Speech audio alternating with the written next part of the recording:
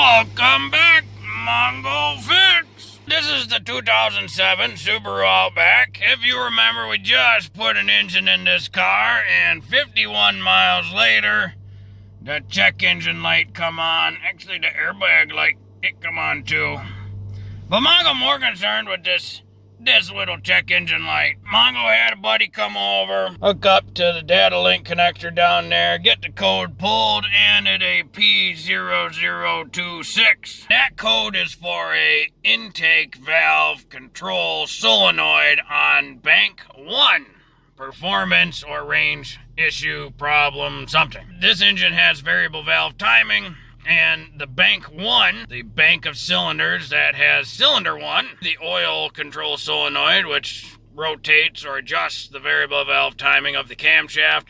Basically, it's not working right. Of course, the Subaru engine is a nice flat 4-cylinder. When we're looking at the front of the car, there's 2 cylinders on the driver's side, 2 cylinders on the passenger side. The passenger front cylinder is cylinder 1. When you look straight down, this is the front of the engine. That is the closest cylinder to the very front. That's cylinder 2, cylinder 3, cylinder 4 is back there. So this would be bank 1. Now the intake valve control solenoid is right back there. You can see it really easily on bank 2.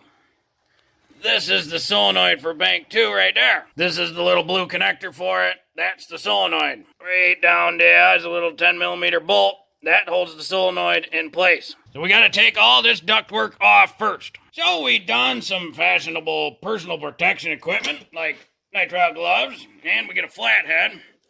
And we're going to undo this clamp here. And we're going to undo this clamp here. Oh, that one spins. Just loosen them up.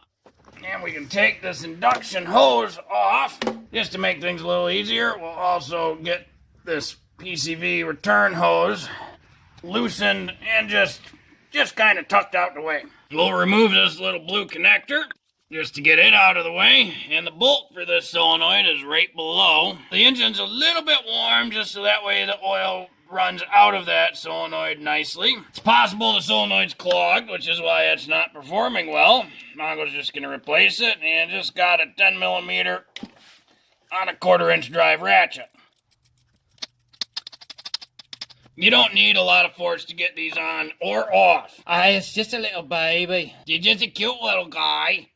And she won't take much force or torque, so be gentile. Then this should just be a little bit of a wiggle. There is an O-ring under there that holds it in place. There we go. And then get a little rag ready for just in case any drippies. Mongo run up to the old AutoZone, pick up a new one, made in CN. Mongo not sure where CN is. Maybe that's what they call in China nowadays. Their part number, it's the VVT solenoid. Comes in a little baggie with oil already. Always a good idea just to size up the new part with the old one. Make sure it's got the same amount of grooves. It's got a nice puffy O-ring on it. You can tell that one's all flat and been in there a long time. It's the same part for the bank 1 or bank 2. Same part number. Mongo likes to take a little bit of motor oil, dip it on your finger, and just rub it around the O-ring and just the whole part. Mostly the O-ring, just to make sure it slides in there real nice.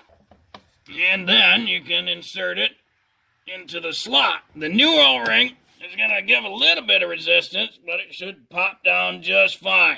Then thread your bolt back in. Don't cross-thread it. Now, it does not need to be super tight. Mongo's not sure what the torque spec is. Mongo would guess it's somewhere between 5 and 7 Newton meters because it's just a little 10mm. Just got to secure that solenoid in place. The O-ring seals it from the oil, so you don't have to worry about a ton of force on it.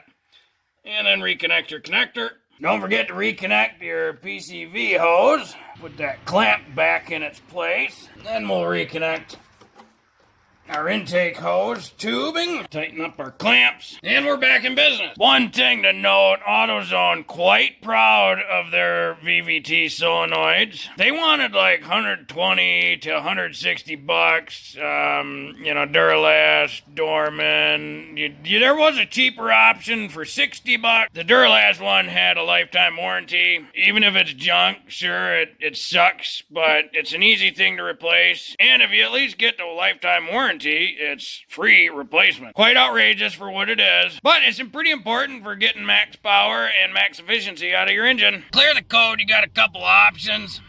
Option one is you can hook up a scan tool, clear the code. Mongo just unhooked the battery of the car and that clears the memory of the system, so the check engine light's gone. Now we just gotta run the car and see if the check engine light comes back. Stay tuned to Mongo Fix, and I'll let you know if that solenoid fixed the issue or something else pops up. Well, hopefully this video helped you if you gotta replace the intake valve control solenoid on your 2.5 liter Subaru Outback. This one just single overhead cam.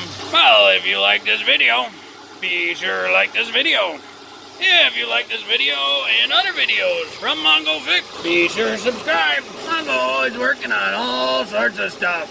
Mongo, thank you.